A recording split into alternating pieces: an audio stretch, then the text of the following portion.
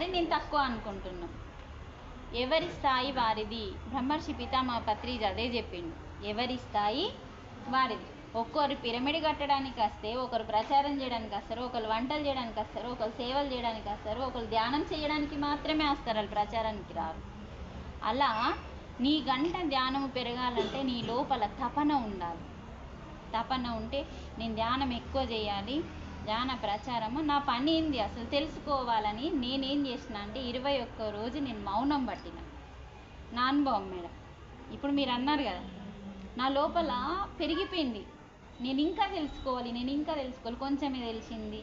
ఈ తెలిసింది నాకు ఇన్ని రోజులు ఎందుకు తెలియలేదు అన్న బాధలో నేను ఇంకా తెలుసుకోవాలని నేను ఇంకెక్కువ టైం ఇచ్చి తపనతో, ప్రేమతో, కసితో, పట్టుదలతో, శ్రద్ధతో ఇంకా నేర్చుకోవడం స్టార్ట్ చేస్తే తర్వాత 3 రోజులు మౌనం.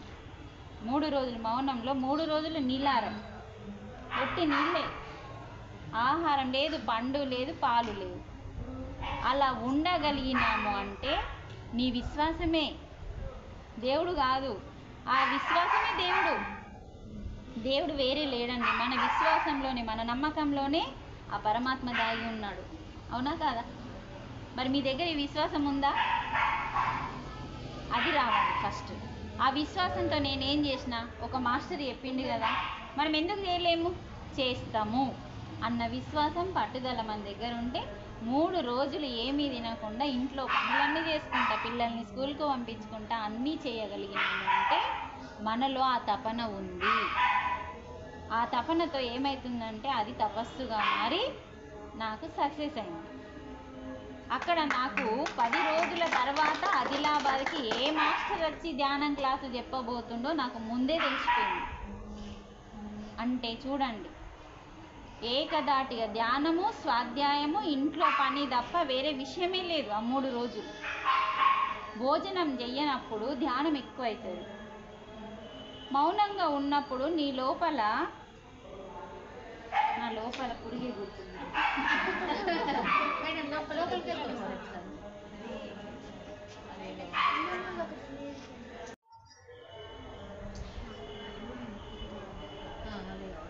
3 రోజులు మౌనం, 3 రోజులు మాట్లాడలే. ఆ రోజు నేనే వండర్ అయినా. ఏ రోజు మనం మౌన వ్రతాలు చేయలేదు ఇన్నేళ్ళు. ఒక రోజు కాదు, 2 రోజులు కాదు, 3 రోజులు పిల్లల్ని స్కూల్కి పంపించుకుంటా, వంట చేసుకుంటా ఉండగలుగుతున్నామంటే భర్త సపోర్ట్ ఉన్నది అక్కడ. ఇది మెయిన్ ఇంపార్టెంట్ అండి. మరి నాకంటే మీకు కూడా భర్త సపోర్ట్లు ఉన్నాయి. నిజం చెప్తున్నా మేడం, మీరందరూ ఎలా చేయాలి అంటే మీరందరూ ఒకటే మాటగా ఉండాలి.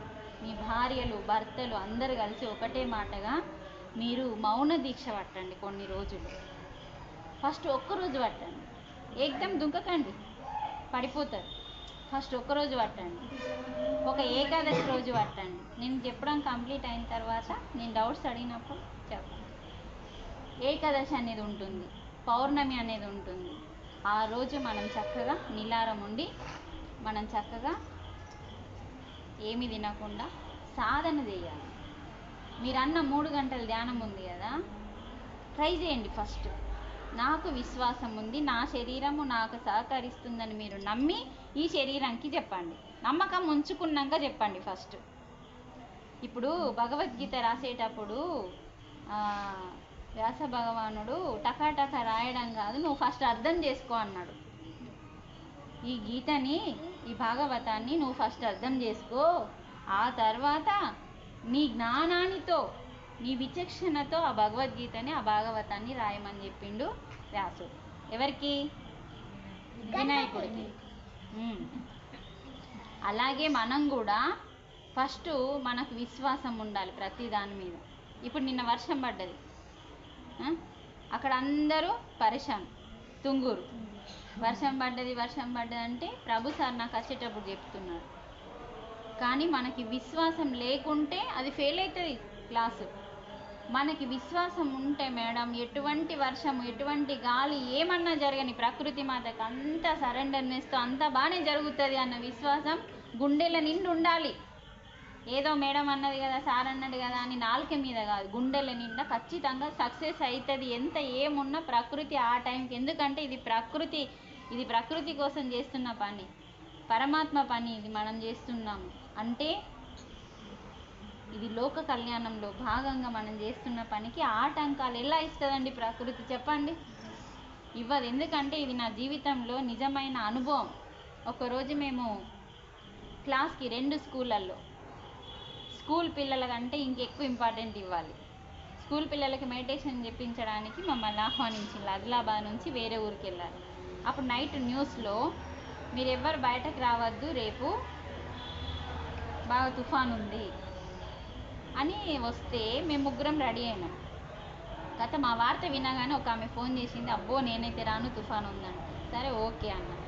ఇంకొక ఆమెకి నేను ఫోన్ చేసిన, రేపు తుఫాన్ ఉందట, మరి వస్తావా ఉంటావా అంటే, నువ్వు వెళ్తున్నావా అని అడిగింది. నేనైతే వెళ్తా, తుఫాన్ ఉన్న వెళ్తా, తుఫాన్ లేకపోయినా వెళ్తా అంటే, నువ్వు వెళ్తే నేను వస్తా అని చెప్పి ఆమె వచ్చింది.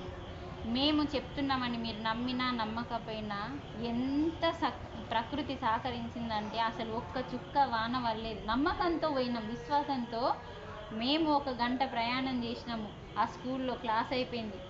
2 స్కూల్లో క్లాస్ మాకు ఆర్డర్ వస్తే 3 స్కూళ్ళల్లో క్లాసులు చెప్పిన తర్వాత 3వ స్కూల్లో క్లాస్ అయిపోయి ఇట్లా కూర్చొని ఛాయ్ తాగుతున్నాం.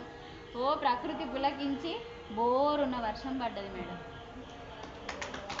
అంటే ఇది నా రియల్ అనుభవం.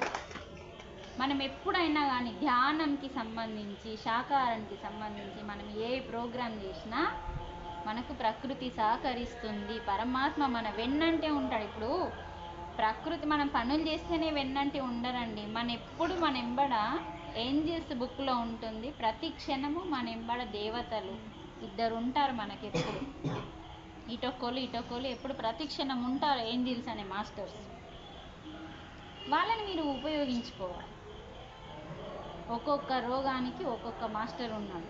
ఏంజిల్స్ బుక్లో స్పష్టంగా ఉంది, పలానా రోగానికి పలానా మాస్టర్. వాళ్ళ పేర్లు కూడా వెరైటీ ఉంటాయి, వాళ్ళు కూడా వెరైటీగా ఉంటారు. వాళ్ళు నాకు ఒక్కరోజు ధ్యానంలో కనబడ్డారు. ఎప్పుడు తెలుసా? 21 రోజు మౌనం పట్టినని. 3 రోజులు అయిపోయింది కదా. నేను ఎంత ఆనందం పొందినా అంటే 3 రోజుల్లో నేను సక్సెస్ చేసిన. తర్వాత 5 రోజులు పట్టిన, తర్వాత 9 రోజులు పట్టిన, తర్వాత 11 రోజులు పట్టిన. అసలు ఆగకుండా కొన్ని రోజులు గ్యాప్ ఇచ్చుకుంటా 3 రోజులు 5 రోజులు. నా పిల్లలు ఇలా చిన్నగా ఉండే, ఇంకేమో ఇంకా పెద్ద ఉంది. ఇగో ఇలా చిన్న బాబు, అలా పెద్ద బాబు. ఇంత చిన్న పిల్లలుగా ఉన్నప్పుడు నేను ధ్యానంలోకి వచ్చిన. వాళ్ళని పట్టుకొని 3 రోజులు 5 రోజులు ఇలా 11 రోజులు మౌన ధ్యానాలు అయిన తర్వాత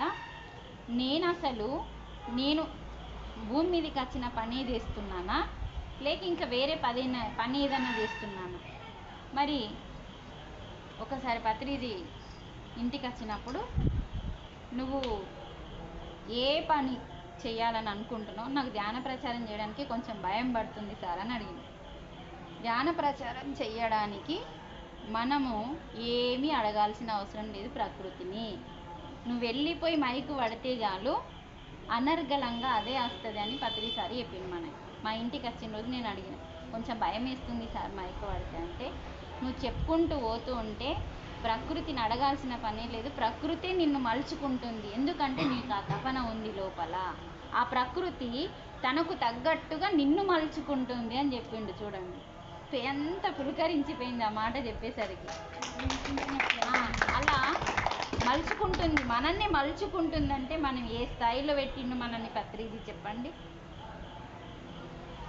అలా నేను అది గట్టిగా పట్టుకొని, మరి నేనేం పని చేయాలి, అసలు ధ్యాన ప్రచారమేనా, ఇంకా వేరేది ఏదన్నా ఉందా అని నేను ధ్యానంలో కూర్చున్నప్పుడు నాకు మౌనం పట్టాలి. ప్రతి మౌనంలో నేను ఒక రిజల్ట్ పొందినా కదా, శరీరంలో ఆరోగ్యం పొందినా, ఏం జరగబోతుందో ముందే తెలుసుకున్నా.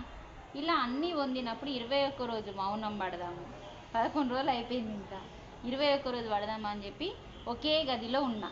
అసలు బయటకి రాలే, వంట చేయలే. ఆ గదిలో బాత్రూమ్స్ ఉంటాయి కదా.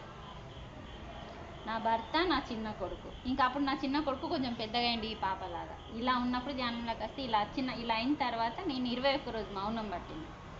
అలా అయినప్పుడు మా బాబుకి అడిగిన, నువ్వు రోజు నైట్ డాడీకి వంట చేసిస్తా అంటే ఆల్రెడీ పిల్లలకి నేను వంట కూడా ఎలా చేయాలో కూడా నేర్పిన.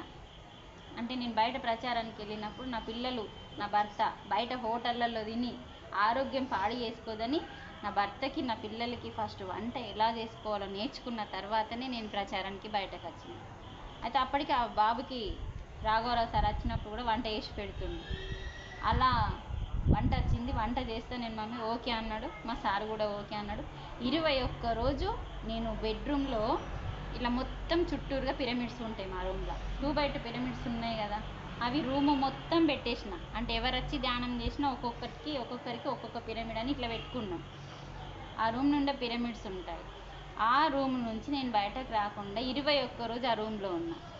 గేటు బయటకి రాలే, ప్రపంచాన్ని చూడలే, నా ప్రపంచంలోకి వెళ్ళిన. 19 రోజులైంది. కొన్ని అనుభవాలు వస్తున్నాయి, ఏవో అర్థం అవుతున్నాయి, అయితలేవు. కానీ 21వ రోజు పత్రిసారి వచ్చింది ధ్యానంలో. నేను ఎందుకు పెట్టుకున్నా సంకల్పం, ఏం పెట్టుకున్నా, నేను ఎందుకు భూమి మీదకి వచ్చినా, నా లక్ష్యం ఏంది నాకు తెలాలి, అది మాత్రమే చెయ్యాలి. ఏమో నేను ఎప్పుడు పుట్టుకోమంటున్నా తెలియదు, అది అయ్యే లోపల నా లక్ష్యం నెరవేరాలి అని, అది మాత్రమే చెయ్యాలని చెప్పి నేను పెట్టుకున్నా. అది చెప్పడానికి పత్రిసారి వచ్చింది.